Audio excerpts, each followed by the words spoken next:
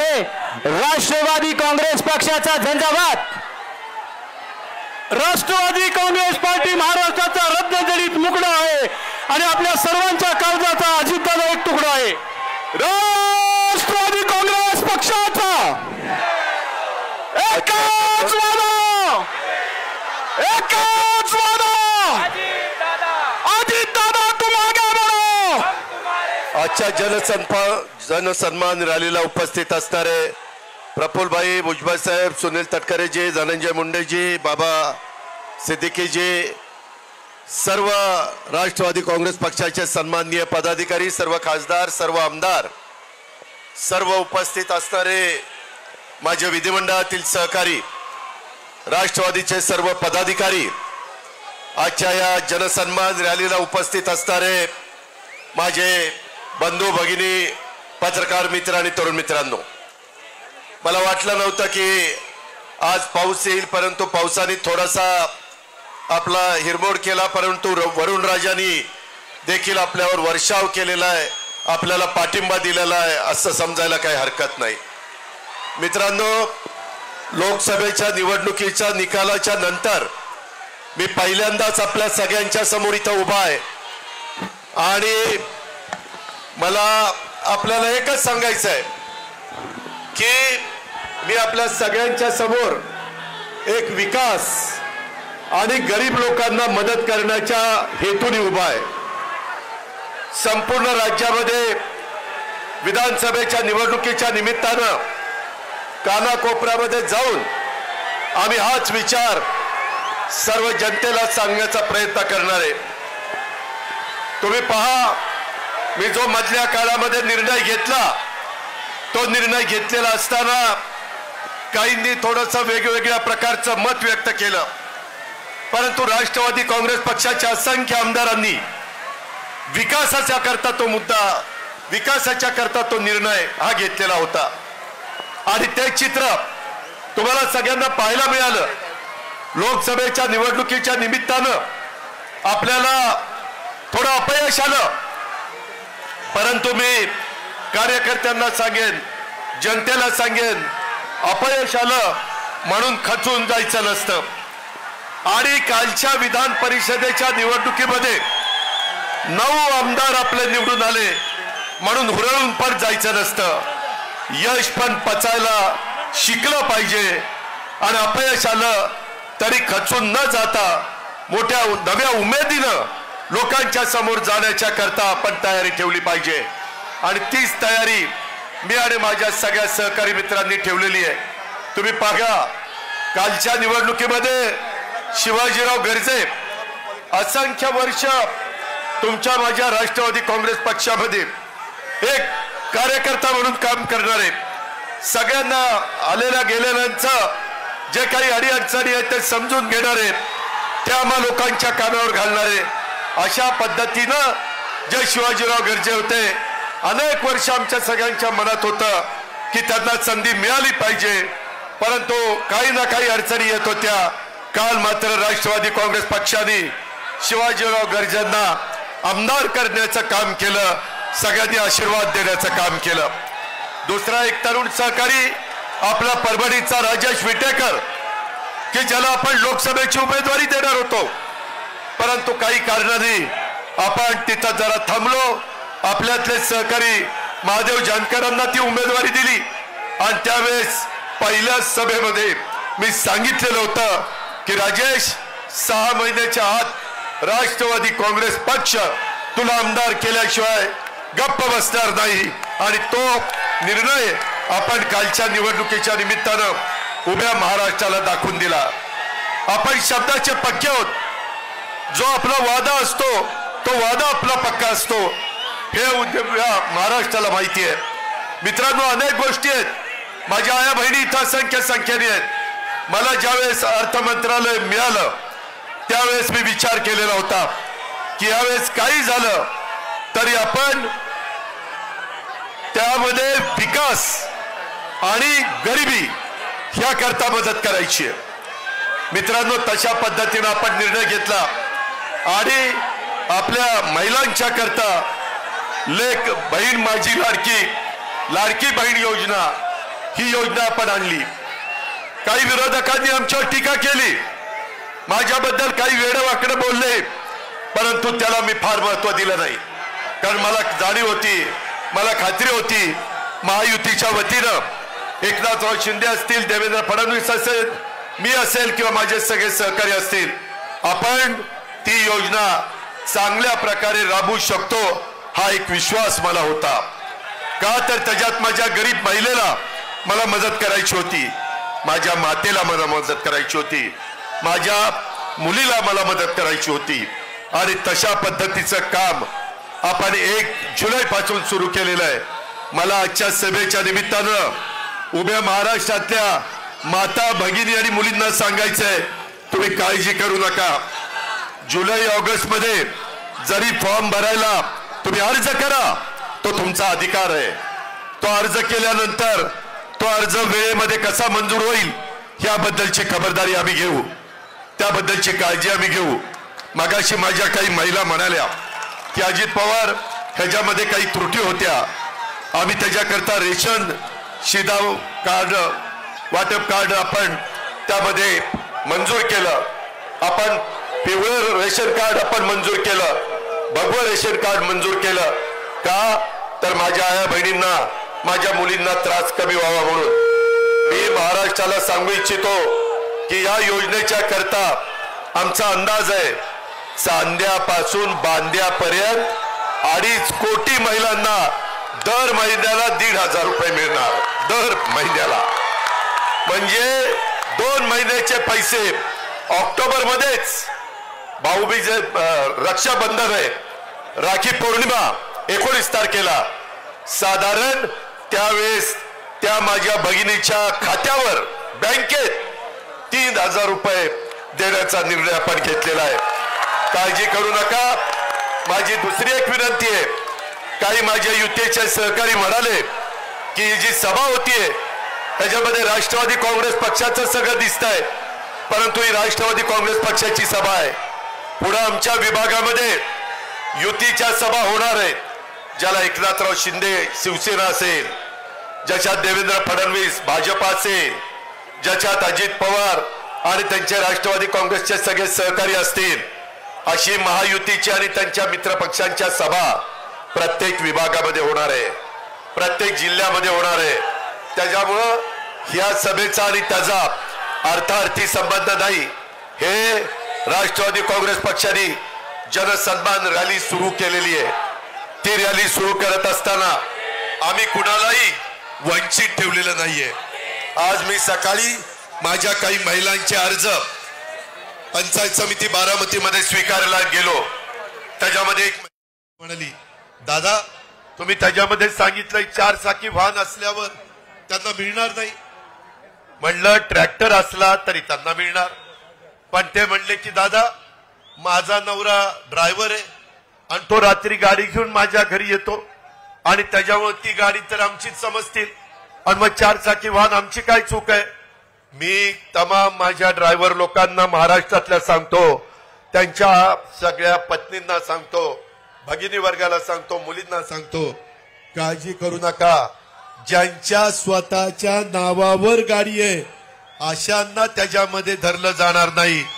जे ड्रायव्हिंग करतात त्यांना त्याच्यामध्ये धरलं जाणार आहे. 2.5 लाखापर्यंत उत्पन्न असणाऱ्या सगळ्या माझ्या आया बहिणींना आणि मुलींना त्यामध्ये धरलं जाणार आहे. आपण अजिबात काळजी करू नका. एवढ्यावरच आपण थांबलेलो नाही. आपण 3 गॅस सिलेंडर वर्षाला, त्याचेही पैसे माझ्या बहिणीच्या अकाउंटला, माझ्या मुलीच्या अकाउंटला, माझ्या मातेच्या अकाउंटला जाणार आहे. उत्पन्न मर्यादित असलं पाहिजे 2.5 लाखाच्या आत. मित्रांनो, मी महाराष्ट्राचा विचार केला, तसाच मी बारामतीचा विचार केला. बारामतीमध्ये साधारण वर्षाला माझ्या आया बहिणींना आणि मुलींना 180 कोटी रुपये वर्षाला मिळणार आहेत. किती? 180 कोटी. आणि कमी जास्त तालुके आहेत, काही तालुके लहान आहेत, तिथं 150 कोटी मिळतील वर्षाला. काही ठिकाणी माझी लाडकी बहीण योजनेमध्ये कमी पैसे 125 कोटी मिळतील लोकसंख्येचा विचार करता. परंतु ह्या सगळ्या राज्याला मिळून 46,000 कोटी रुपये वर्षाला मिळणार. किती? 46,000 कोटी. काही काही राज्यांची बजेट एवढी नाहीये. आपण तेवढं माझी महिला सक्षम व्हावी, माझी महिला आत्मनिर्भर व्हावी, तिला एक विश्वास वाटावा की मला माझ्या घरच्या पुरुष मंडळींवर अवलंबून राहावं लागत नाही. मला काही का होईना वर्षाला 18,000 रुपये देण्याचं काम या महायुतीच्या सरकारने केलेलं आहे. मी सगळ्यांना हेही सांगतो, हे सातत्य आपल्याला टिकवायचं आहे, पण त्याकरता महाराष्ट्रातल्या जनतेला एक विचार करावा लागणार आहे की पुढे येणाऱ्या विधानसभेमध्ये देखील महायुतीला आपल्याला निवडून द्यायचं आहे, तर आपली योजना पुढे कायमची चालणार आहे, तर आपल्याला कायमचे पैसे मिळणार आहेत. हौसे नवसे गवसे येतील, काही सांगण्याचा प्रयत्न करतील, त्यांच्यावर विश्वास ठेवू नका. हा अजितदादा शब्दाचा पक्का आहे, त्यामध्ये कुठं बदलणार नाही, ही पण गोष्ट आपण लक्षात ठेवा. आणि मी फक्त आमच्या महिलांना नाही दिलं, मी गरिबांना द्यायचा प्रयत्न केलाय, विकासाला पैसा देण्याचा प्रयत्न केलाय. मुख्यमंत्री उपमुख्यमंत्री माझ्या जोडीला होते, आम्ही कुणालाही तसं वंचित ठेवलेलं नाही. माझा शेतकरी सतत मला म्हणायचा, दादा आम्हाला 3चं लाईटचं बिल भरता येत नाही, 5चं लाईटचं बिल भरता येत नाही, फार अडचण होती, ओढाताण होती, 7.5चं बिल भरता येत नाही. आमच्या मनात होतं, सगळे मंत्री आमदार मला सांगायचे की एकदा निर्णय घ्या, शेवटी वेळ यावी लागते, आणि ती वेळ त्या अर्थसंकल्पामध्ये आली. आपण 44 लाख शेतकऱ्यांना 14,000 कोटी रुपये माफ करून टाकले. 14,000 कोटी रुपये वीज माफी. आता तुम्हाला आमच्या महावितरणचा अधिकारी वीज बिल भरा म्हणून सांगायला येणार नाही, तुम्हाला ते माफ केलेलं आहे. आता काळ्या आईची सेवा चांगली करा, चांगल्या प्रकारे पिकं काढा, धान्य काढा, फळं भाजीपाला जे काही तुम्हाला पिकवायचं ते पिकवा. कृषी मंत्री इथं आहे, ते 1 रुपयामध्ये पीक विमा तुम्हाला देत आहेत. करोडो रुपये तुमच्या करता राज्य सरकार खर्च करताय. मित्रांनो, इथपर्यंतच नाही, माझ्या शेतकऱ्याच्या करता 0% व्याजाने पीक कर्ज हेही आपण चालू ठेवलेलं आहे. त्याचाही फायदा माझ्या भावांनी घ्यावा.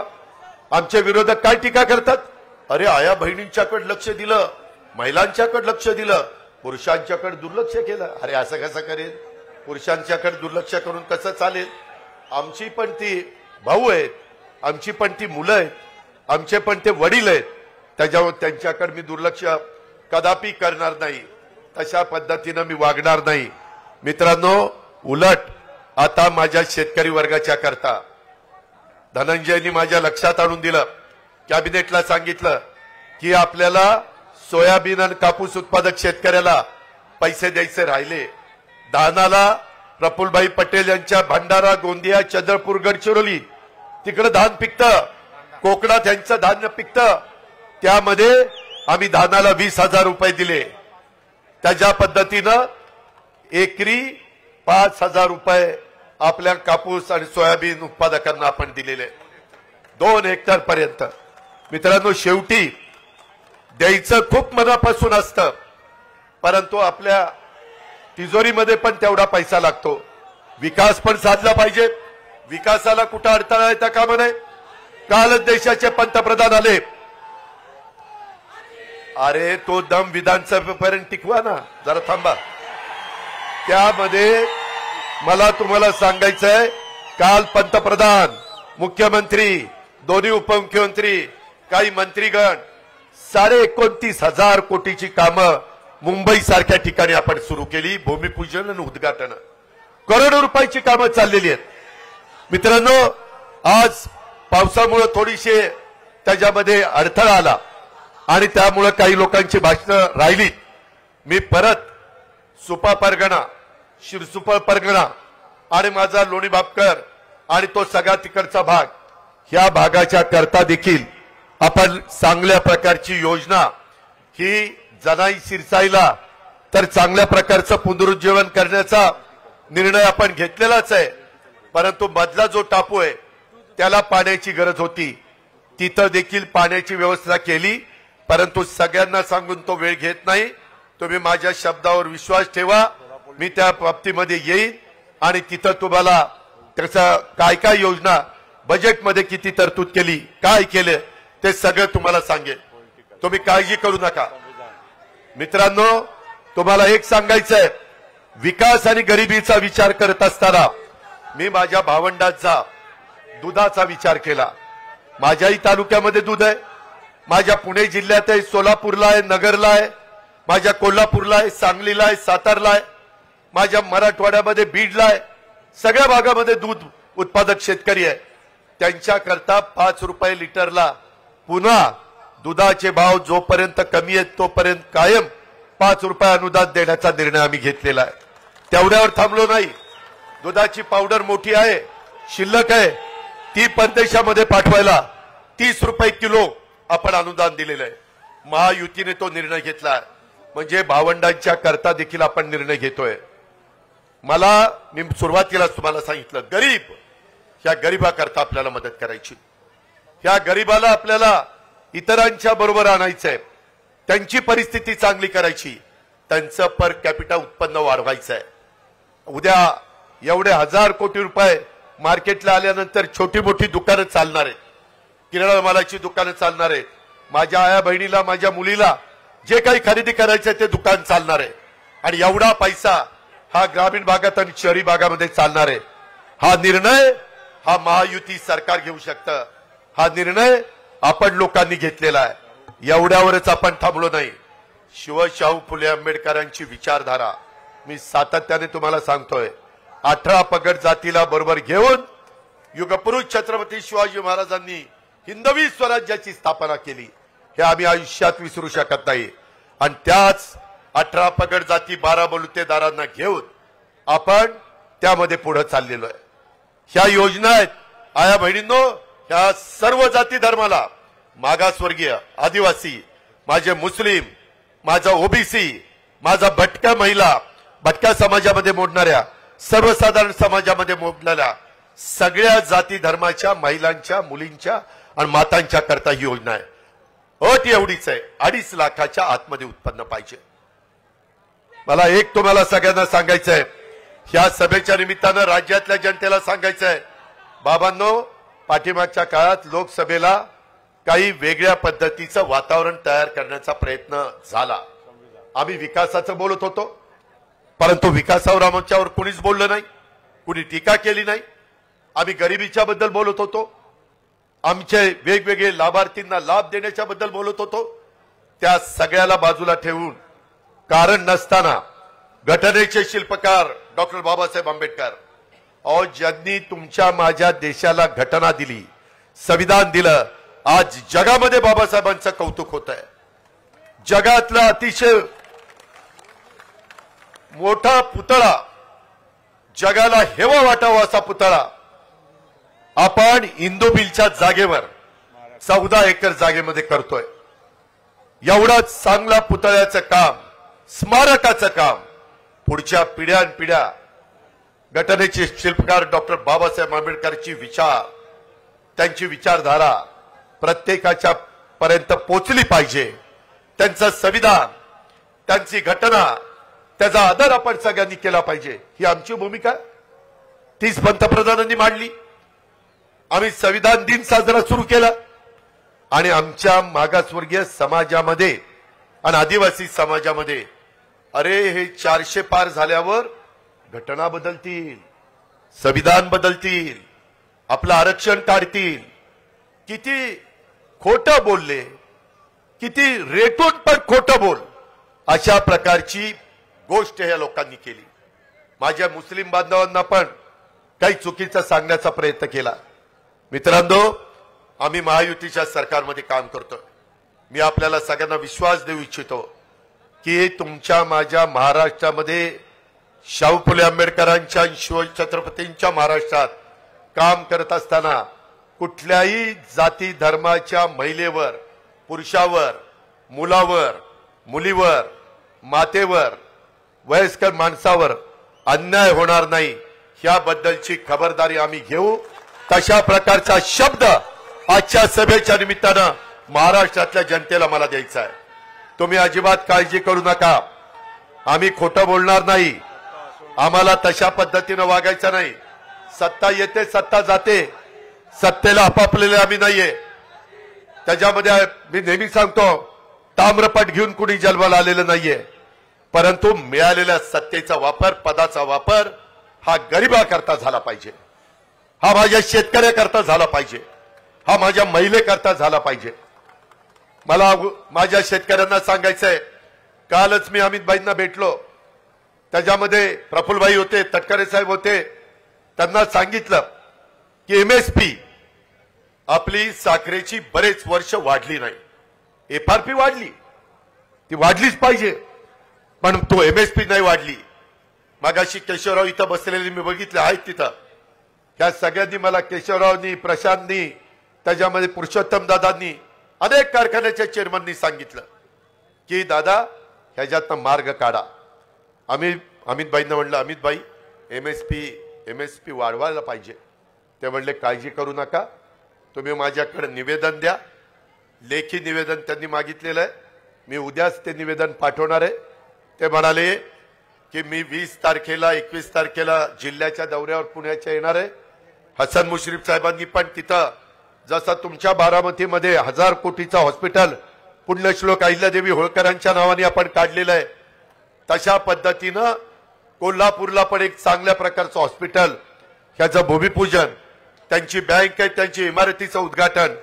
परंतु अमितभाई म्हणाले मी जरूर कार्यक्रम हसन मुश्रीफांचा स्वीकारीन, परंतु त्या दिवशी 10,000 झाडं लावायचा कार्यक्रम झाला पाहिजे. 10,000 रोपं तिथं लावायचा कार्यक्रम झाला पाहिजे.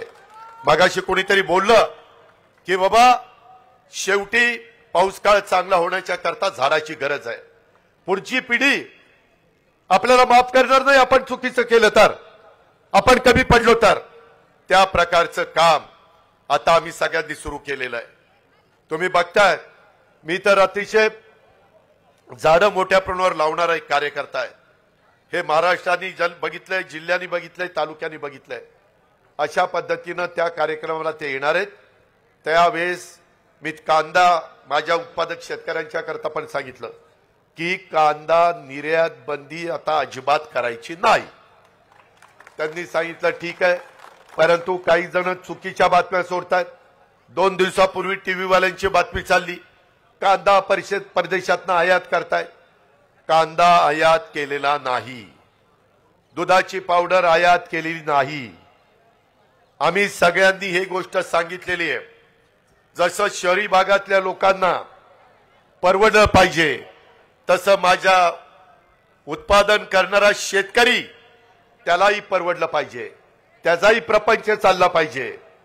त्यालाही 2 पैसे मिळाले तर तो त्याच्या कुटुंबाचा चांगल्या प्रकारचा विचार करेल.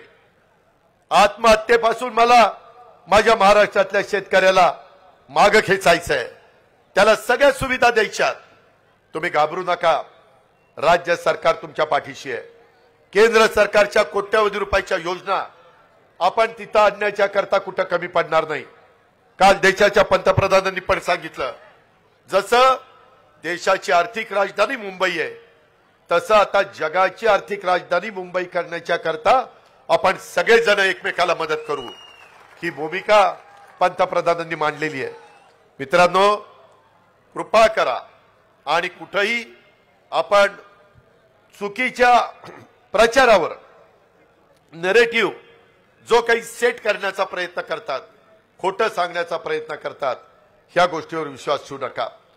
मला अशाच माझ्या भगिनी भेटायच्या, म्हणायच्या दादा हे तुम्हाला पटतं का? म्हणलं काय, मागासवर्गीय आणि आदिवासी समाजामध्ये गरिबी असते म्हणून त्यांच्या मुलांना मुलींना तुम्ही मोफत शिक्षण जे कॉलेजपर्यंत त्यांना जिथपर्यंत शिकायचं तेवढं देता. सगळा खर्च राज्य सरकार करतं. परंतु हे 2 समाज सोडून इतर जे समाज आहेत, ओबीसी आहे, सर्वसाधारण आहे, माझा मुस्लिम समाज आहे, माझा अल्पसंख्याक समाज आहे, ह्या सगळ्यांच्या मध्ये पण काही गरीब वर्ग आहे ना, त्यांच्या मुलींनी कसं शिकायचं? त्यांच्या आई वडिलांचं तर तेवढं उत्पन्न नाहीये आणि मग ते कसं त्यांचा खर्च करणार? आणि मधी एकदा असंच मला मुख्यमंत्री एकनाथराव शिंदेंनी सांगितलं, रात्री त्यांना 12-1 वाजता फोन आला चंद्रकांत दादा पाटलांचा की बाबा ह्या ठिकाणी एका आई वडिलांना पैसे कमी होते आणि त्यांना शासनाच्या तर्फे 50% मदत मिळत होती, परंतु 50% देखील आपल्या मुलीच्या राहिलेल्या शिक्षणाकरता आपण आणू शकत नाही, म्हणून तिथं आत्महत्या झाली. आमच्या मनाला वेदना झाल्या. सत्ता ही पद उपभोगण्याच्या करता चालवायची नसते. त्यावेळेस आम्ही निर्णय घेतला की येणाऱ्या अर्थसंकल्पात सगळ्या जाती धर्माच्या मुलींना त्यांचे आई वडील गरीब असतील तर त्यांचं कॉलेजचं शिक्षण मोफत करायचं. त्यामध्ये मेडिकल असो, त्यामध्ये इंजिनिअरिंग असो, त्याच्यामध्ये टेक्निकल असो, ह्या पद्धतीचा निर्णय घेतलाय. मित्रांनो, तुम्हाला आश्चर्य वाटेल ह्या सगळ्याच्या करता आपण किती निधी बाजूला काढला माहितीये? माझ्या लाडकी बहीण योजना 46,000 कोटी, माझ्या शेतकऱ्याला वीज माफी 14,000 कोटी झाले, 60,000 कोटी. त्यामध्ये महिलांना गॅस सिलेंडर 3 फ्री, त्यांना 2,500 कोटी, आणि मुलींना कॉलेजचं शिक्षण फ्री, त्याला 2,500 कोटी झाले 5, म्हणजे 60 आणि 5 65. मुलं म्हणायचे आमच्या मुलांकडे मुलींच्याकडे लक्ष आहे का नाही? अरे आहे. तुमच्याकडे लक्ष नाही द्यायचं तर कुणाकडे लक्ष द्यायचं? 10,000 कोटी रुपयाचा कार्यक्रम माझ्या तरुण युवा युवतींच्या करता, त्यांना 10 लाख मुलांना मुलींना दरवर्षी आम्ही स्टायपेंड देणार आहे. आणि त्याकरता त्यांना 1 वर्षाचं शिक्षण, ते शिक्षण घेतायत म्हणून त्यांना 6,000, 8,000, 10,000चं स्टायपेंड. त्याकरता 10,000 कोटी. म्हणजे आम्ही आमच्या मुलांना मुलींना तरुण तरुणींना वाऱ्यावर सोडलं का? नाही सोडलं. असे 75,000 कोटी रुपये आपण राज्य सरकारच्या बजेटमधनं माझ्या महिलांना, माझ्या शेतकऱ्यांना, माझ्या मुलांना, माझ्या मुलींना, सगळ्यांना, सर्व घटकाला, आणि ह्याच्यामध्ये सगळ्या जाती धर्माचे आहेत. कुणी जर असं म्हटलं अरे आमचं काय, अरे तुमचं पण आहे ना, तुम्ही कशाला न करताय? सगळ्यांच्या करताय का? तर विकास हा राष्ट्रवादी काँग्रेस पक्षाने डोळ्यासमोर ठेवलाय. का? तर गरिबी कमी करायचा कार्यक्रम हा राष्ट्रवादी काँग्रेस पक्षाने ठेवलाय, म्हणून या सगळ्या योजना आणलेल्या आहेत. मित्रांनो, आम्हाला याची सुरुवात सगळे नेतेगण म्हणाले की रविवारचा दिवस असला तरी आज आपण ती सुरुवात करू. मला वाटलं नाही की याचा आनंद जसा तुम्हाला होईल तसा वरुण राजाला पण होईल आणि तोही बरसेल असं मला वाटलं नाही, परंतु ते शुभ लक्षण आहे. वरुण राजांनी पण आपल्याला साथ दिलेली आहे. आता कार्यकर्त्यांनो, घोषणा देण्याच्या पेक्षा आपल्या आया बहिणींचा 2.5 लाखाच्या पेक्षा कमी उत्पन्न असणाऱ्यांचा अर्ज केलाय का? अधिकाऱ्यांच्या पर्यंत पोहोचलाय का? काही अजून अडचण असेल तर कुठल्याही राष्ट्रवादीच्या किंवा महायुतीच्या आमदारांना सांगा, कुठल्याही मंत्र्यांना आम्हाला सांगा, कुठल्याही आम्हा मुख्यमंत्री उपमुख्यमंत्र्यांना सांगा. आम्ही त्याच्यामध्ये लक्ष घालू. आम्ही त्यामध्ये खरोखरीच तो लाभ देण्याच्या करता ह्या योजना केलेल्या आहेत. त्याबद्दल आपण अजिबात गैरसमज करू नका. आरक्षणाच्या बाबतीमध्ये देखील आपण योग्य पद्धतीचा निर्णय घेतोय, त्याबद्दल पण कुठली शंका कुशंका मनामध्ये बाळगू नका. कुणावर अन्याय होणार नाही, परंतु ज्यांना मिळालं पाहिजे त्यांनाही तो लाभ देण्याच्या करता हे राज्य सरकार कटिबद्ध आहे, सकारात्मक आहे. ही पण बाब मला या सभेच्या निमित्तानं माझ्या महाराष्ट्राला सांगायची आहे, माझ्या तमाम कार्यकर्त्यांना सांगायची आहे. कार्यकर्त्यांनो, आज जनसन्मान रॅली निघालेली आहे. आता विधानसभेचं मतदान होईपर्यंत ही थांबणार नाही. आपल्याला सगळा महाराष्ट्र ढवळून काढायचा आहे. आपल्याला प्रत्येक जिल्हा ढवळून काढायचा आहे, प्रत्येक तालुका ढवळून काढायचा आहे. अनेक वेगवेगळ्या प्रकारच्या योजना ह्या आपण त्या बाबतीमध्ये करतोय. यंदा पाऊसकाळ चांगला आहे. काही ठिकाणी आम्हाला दुबार पेरणी करावी लागते. त्याकरता देखील जे काही युरिया असेल, DAP असेल, जी खतं असतील ती खताच्या करता बियाणं चांगलं देण्याच्या करता आपले कृषी मंत्री त्या ठिकाणी लक्ष देऊन आहेत. कृषी मंत्री केंद्रीय जे शिवराजजी चव्हाण त्यांची आणि धनंजयची चांगली ओळख आहे, माझी त्यांची चांगली ओळख आहे. त्यांनी पण मला सांगितलंय दादा आता तुम्ही काळजी करू नका. त्यांनी त्यांच्या स्वतःच्या मध्य प्रदेशमध्ये स्वतः प्रफुल्लभाईंना माहिती आहे त्यांच्या जवळच मध्य प्रदेश आहे गोंदियाच्या, त्यांना विचारा कृषीचा कार्यक्रम ते मुख्यमंत्री शिवराजसिंग चव्हाण असताना एवढा चांगला राबवला गेला की करोनाच्या काळामध्ये कृषीचा दर तिथं सगळ्यात चांगला देशात नंबर 1 चा होता. म्हणून देशाचे पंतप्रधान नरेंद्र मोदींनी त्यांच्याकडे कृषी विभागाची जबाबदारी दिलेली आहे. ते म्हणाले आता शेतकऱ्यांनी काळजी करण्याचं कारण नाही, मला त्याच्यातले बारकावे माहिती आहेत, मला त्याच्यातल्या अडीअडचणी माहिती आहेत. मित्रांनो भावनिक होऊ नका, इमोशनल होऊन प्रश्न सुटत नाही. प्रश्न सोडवण्याच्या करता रात्रंदिवस कष्ट करावे लागतात, काम करावं लागतं, विकासाचं ध्येय डोळ्यासमोर ठेवून पुढे जायचं असतं. बारामतीच्या परिसरामध्ये पुणे जिल्ह्यामध्ये कसा विकास केलाय हे सांगायला काही कुणाला ज्योतिषाची गरज आहे असं मला वाटत नाही. मात्र तुम्ही एक गोष्ट लक्षात घ्या, ह्या सगळ्यांनी राष्ट्रवादी काँग्रेस पक्षाच्या राष्ट्रीय अध्यक्षपदाची जबाबदारी ही माझ्यावर त्या ठिकाणी सोपवलेली आहे. मला बारामती बघत बघत आपले 13 तालुके, आपलं पुणे आणि पिंपरी चिंचवड शहर, आपला महाराष्ट्र हा फिरायचा आहे. त्याच्यामुळे इथल्या माझ्या आया बहिणींनी, इथल्या माझ्या तरुण तरुणींनी, इथल्या माझ्या वडीलधाऱ्यांनी ती पण जबाबदारी चांगल्या पद्धतीनं पार पाडायची. हे कुणाच्या घरचं काम नाहीये, हे आपल्या सगळ्यांचं काम आहे. त्या कामामध्ये कुठं अजिबात कमी पडता कामा नये. आणि मी आपल्याला सगळ्यांना सांगेन की कुठल्याही परिस्थितीमध्ये जे डॉक्टर बाबासाहेब आंबेडकरांचे विचारधारा आपण पुढे घेऊन जात असताना त्यांच्या घटनेला आणि त्यांच्या संविधानाला जोपर्यंत आमच्या जीवात जीव आहे तोपर्यंत कुणी धक्का लावणार नाही. मी तर सगळ्या महाराष्ट्राला सांगितलंय, चंद्र आणि सूर्य जोपर्यंत आहेत तोपर्यंत संविधानाला कुणी धक्का लावू शकत नाही. तुम्ही विश्वास ठेवा, आम्ही शब्दाचे पक्के आहोत. आम्ही जो वादा करतो तो वादा पुराच करतो, हे पण आपण सगळ्यांना माहिती आहे. आणि असं असताना आपण गरिबांना एक चांगली त्यांची परिस्थिती निर्माण करायची आणि म्हणून या सगळ्या योजना आहेत. माझ्या बहिणींनी, माझ्या मातांनी, माझ्या मुलींनी त्याच्याकडे त्या नजरेने बघावं. कुणी गैरसमज निर्माण करण्याचा प्रयत्न केला तर त्याला ठासून सांगा, तुम्ही काहीतरी आता चुकीचं सांगू नका. आमचा दादावर विश्वास आहे, महायुतीवर विश्वास आहे, आम्ही त्याचंच ऐकणार. या पद्धतीची भूमिका माझ्या तमाम महाराष्ट्रातल्या मुलींनी आणि माता भगिनींनी घेतली पाहिजे. अशा प्रकारची माझी आपल्या सगळ्यांना विनंती आहे. वैयक्तिक गरजा आणि इच्छा आकांक्षा याबद्दलची कुठलीही कसर त्यामध्ये आम्ही ठेवणार नाही, याबद्दलची पण ग्वाही मी आपल्या सर्वांना सांगू इच्छितो. आज थोडंसं आमच्याकडनं काही चुका झाल्या. वास्तविक एवढी सभा असताना मोठा मंडप टाकायला पाहिजे होता, पण म्हटलं की कशाला उघड्यावर चांगली सभा घेऊ, पण त्याच्यामुळे जरा तुमचा हिरमोड झालाय. पण काळजी करू नका, काळजी करू नका. त्या सगळ्या गोष्टी आम्ही त्याच्यामध्ये पूर्ण करू. माझी तुम्हाला विनंती आहे की आता मी